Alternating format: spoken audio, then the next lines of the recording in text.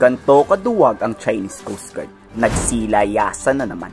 Bakit? 4 ba namang barkong pandigma ang akmang susugudin sila? Warship mula sa Pilipinas, Japan, Australia at Amerika.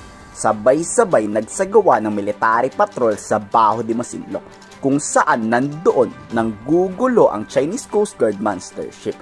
Pero nagsilayasan man ang mga CCG, hindi naman nagpatinag ang PLA Navy.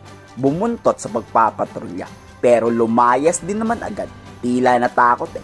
Bakit umalis? Nagpasabog kasi ng mga armas ang mga barko. Parang tila nagbababala sa China na kung manggugulo kayo sa West Philippine Sea, hindi kami magdadalawang isip bombahin kayo. Sabi nga ng war expert na si Professor Renato De Castro, warning na to sa China na 4 na bansa ang kakalabanan nila sa giyera pag pinangka nilang sakupin ang ating teritoryo. Basically a signal from them that we should continue resisting Chinese coercive actions. Kasi ang goal ng China, while while it's applying what we call gray zone tactics against the Philippines, is to weaken our resolve. But this military exercises, the multilateral and the bilateral exercises, are indication that you cannot basically win the Philippines away from the United States and its security partner. Hindi lumapit ang China tulad ng ginagawa noon. Kung makikita nyo kasi dati, halos ganito na kalapit. Ngayon, grabe ang distansya ng mga Chinese warship. Napakalayo tignan. Maaaring nababahala raw ang China dahil may B-1 bomber pa rin na handang lumipad para pasabugin sila. Kasalukuyan niyang nakaistasyon sa Basa Air Base ang B-1 bomber ng US Air Force.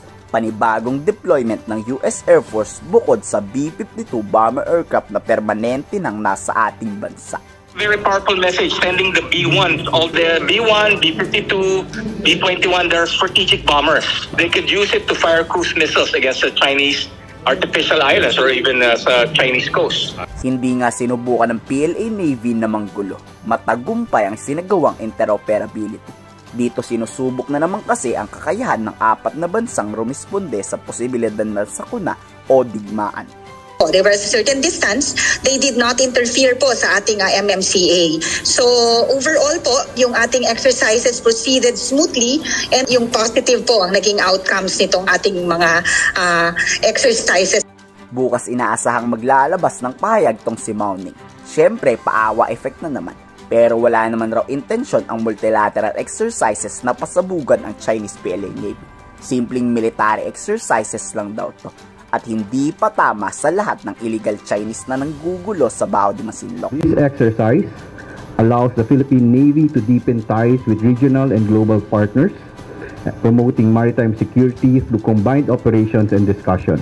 Ganon siguro talaga, mayayabang lang ang China pag mahihina ang kalaban nila tulad ng PCG. Pero pag hindi mga pipitsugin, ay nako, mga duwag. Kayo, ano sa palagay nyo? I-komento sa baba ang inyong salobi.